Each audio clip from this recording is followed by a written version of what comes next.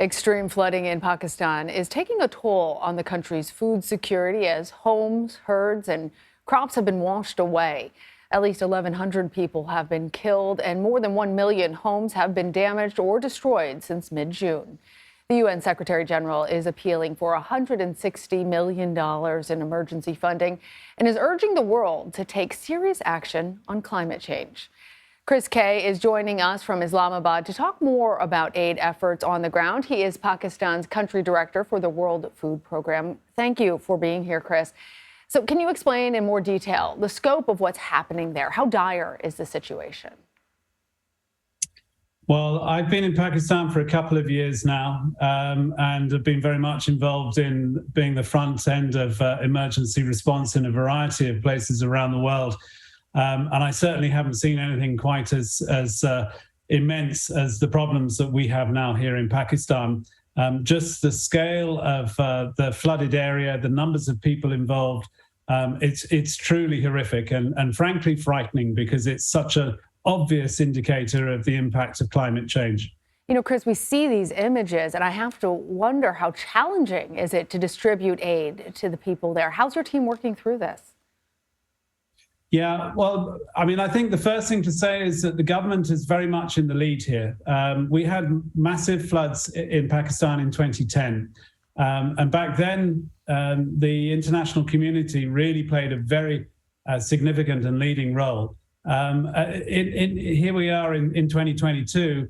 And, you know, I'm glad to say that the international community can sit behind the government and get behind their leadership and their response. They have a very sophisticated social protection scheme, which is able to move large amounts of cash to people in need.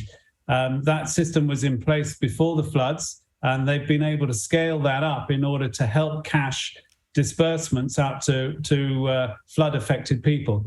Now, the reality is, of course, and those photographs, those pictures you've just seen, will tell you that not everybody's going to be able to access that cash anytime soon. But it's a remarkable system, and they will be able to scale up to provide at least $120 or so to around about 4.5 million affectees. Now, where the World Food Program comes in and the rest of the UN system is to fill gaps. And there are gaps right now, no question about that. Because and that's what I want to ask you about, because the humanitarian situation is expected to worsen. What resources are most needed? Yeah, well, shelter has been a real problem initially, and we have had now in-kind contributions coming in from the Middle Eastern states that have brought in tents. Those tents are now getting out to the flood-affected areas, but shelter's a big issue. It has stopped raining, thankfully, but now, of course, we've got heat, and there is, getting people and getting families into shade is so important, and the challenge that they have of existing on embankments, on roadways, and so on and so forth. And there's so many people who've lost their houses. So shelter is a critical issue.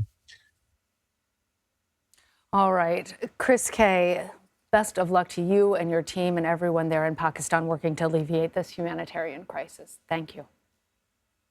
Thank you.